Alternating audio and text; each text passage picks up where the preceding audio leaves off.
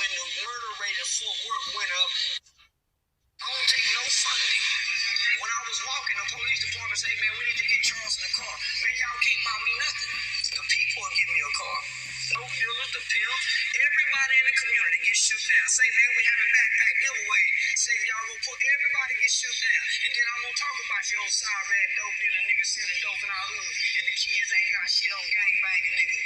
I'm gonna put the accountability back on us. Nigga, fuck them Tuckerwood. We ain't had no white folks for nothing. It's back on us. Don't tell me about Nip. Nigga, Nip built something for rolling 60s. Nigga, I'm talking about black children. For help children. Nigga, black.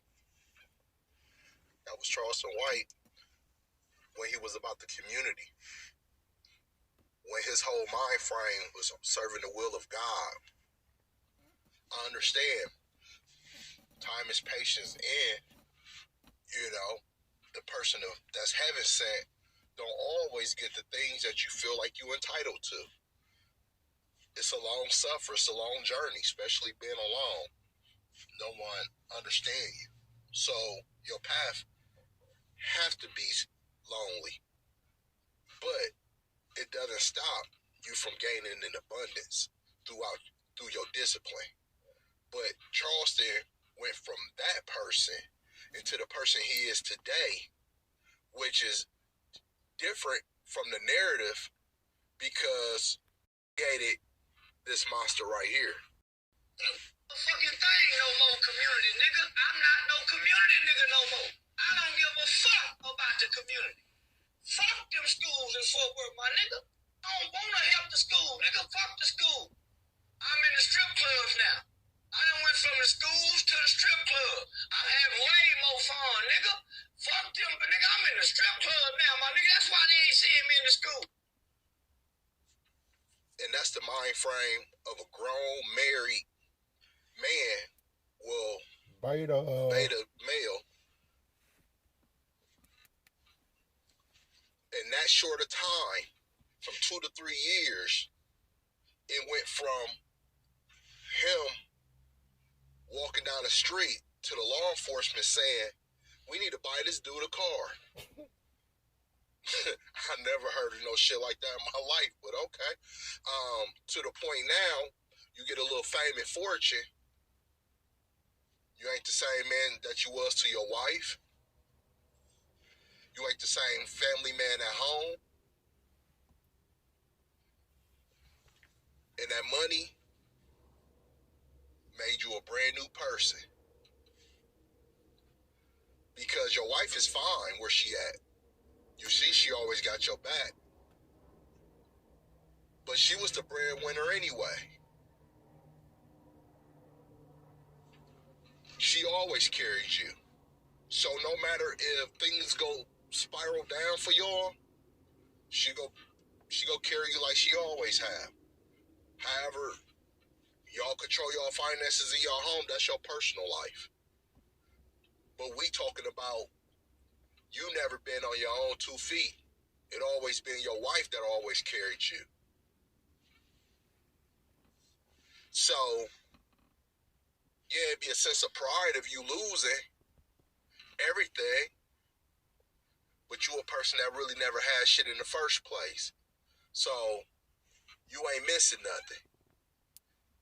And that's sad for you to be at the age you at and relying on a woman to carry you, mentally, physically, and spiritually.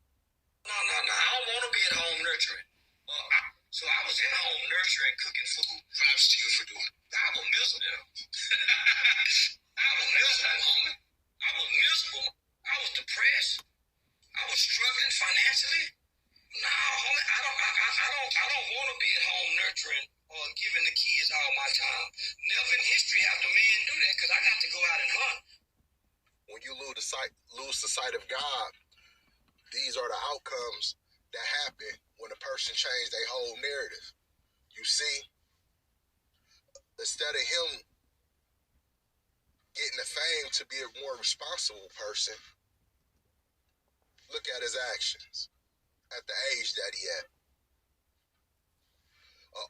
A fool will always be a fool, no matter if he grow old or whatever the case may be. diet, food, or whatever. Because we see, he said he was about the children. But he said he's prepping the children to get fucked in prison. He prepping them not to get fucked in prison. That's the only thing he have a mission for, to help children and guide them into a better way of life. And y'all follow this ideology because y'all so much in love with entertainment. Y'all just sitting around waiting on the world to end in the first place. And that's the sad part because, like I said, there's only so much say cheese that he could do. There's only so much platform that he could do. Because people like Vlad now, they got a scope on him. And they making sure they whole group of people that support each other don't give him one bit of chance. Also, when I said that I'm not rocking with him anymore, he made a YouTube video saying, I hope your babies die. Yeah. He actually got on the internet and said that. Trolling or not, you got a lot of evil people that's behind them goddamn keyboards that would like to see you and your fame at a demise. It's not a game. You cracked the wrong fortune cookie this time, buddy. You can't forget about those local politicians that you got in cahoots with to turn against the local drug dealers and the people that you seen out there shining when you was walking down the street plotting on their demise, as they was using you as bait, like the movie. They was using Charleston White as bait. He got very close with a lot of politicians and started rubbing elbows. But you see what he on now. He said, fuck them. Fuck them. Every chance he get, he dissing them. But he don't understand the logic of him getting those approvals to go to his different shows. Those politicians all in cahoots, though. But this how he got in, though. I would say I infiltrated our local law enforcement. I infiltrated the police department. Made my way all the way up to the chief, nigga, where if one of my niggas get in trouble, I can call and get him out. I say, chief, man, the man got a job, man. Man, he just got the job, chief. And then call and let him go. I infiltrated that. And how I infiltrated, I met two officers. I met Officer Gully, a nigga, and I met Officer Pena. Gully is a nigga. Officer Pena is a pretty half-breed woman. Those are the people he turned his back on. Once he got in a position to be able to start moving around and use his empathy as far as the history, as far as the boys' school and everything else, they let him get in the door. They let him be an infiltrator. He started working. But he also found his fame on YouTube that was more beneficial than him being part of their services. And he flipped game on them. And for him to do them shows out of town, like we all know, when it comes to reentry or anything else, you got to do check-ins. You got to get approvals. And they all friends. They all connected to that same branch. So, they got control of your money now. Damn. Then them lawsuits and shit piling up too. Then you got hateful ass people. I mean, you gotta feed your camp. Everybody gotta eat. You know? I don't know which way you go because when we talking about lawsuits and criminal cases at the same time together, man, that puts you in a depressed state. You know, you don't want all that jokey shit. That's only for a person that's really satisfied and happy and know that he's living better than others. But you ever seen yourself in a depressed state where your life is spiraling so much where no matter how much money you got, you don't want to be funny at all. It's kind of like having a headache or being sick on a sunny day and everybody out having fun and you feeling miserable on this beautiful day. That's what it be like. Because it's either that when it comes to these lawsuits, you either pay the plaintiff a lot or you go pay the lawyer a lot from paying that plaintiff. So you still coming out of your pocket regardless. And for to make things easier on you, settle and be the best thing to do.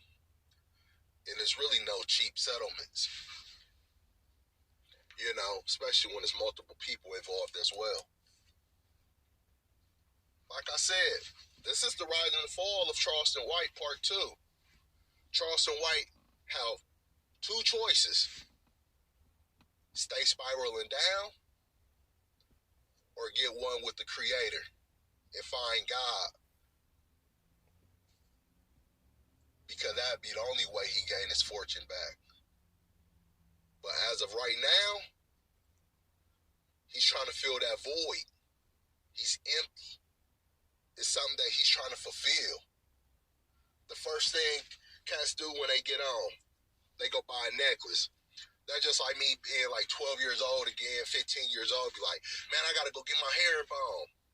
You know, you sitting there with your thick herringbone or, you know, or your bracelet, you know what I mean?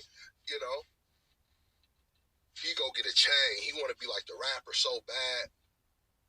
He want to be like the entertainer so bad, especially at the age he at. Last of all, don't forget about him catching that case about that cat. Man, if he get convicted on that, he better hope he beat that. Because if he get convicted on that, his career is really over with. And the reason I say that, because you gotta have these activists, these animal activist groups, they go beyond that boy. Man, people value animals more than they value humans. You sitting there laughing. I laugh with you. I ain't gonna lie, when I watch the video, I sit there and laugh. I laughed at him. I didn't laugh at him what he did. I laughed at him. Because, man, I'm talking about that's so ungodlike, man, to be sitting there just macing a cat and sit there and laugh about it. Especially at the age that he at. Look at his mind frame.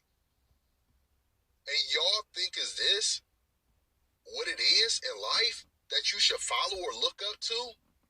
Like I said, a broke clock is right two times out of the day. So if this the picture y'all want to paint for y'all future as comedian or whatever the case may be, activists, we doomed. Y'all might as well elect Medea as president. Y'all tripping. Man, was this the rise and the fall of Charleston White? We gonna pray for that brother. We most certainly gonna pray for him. Make sure y'all hit that like and subscribe.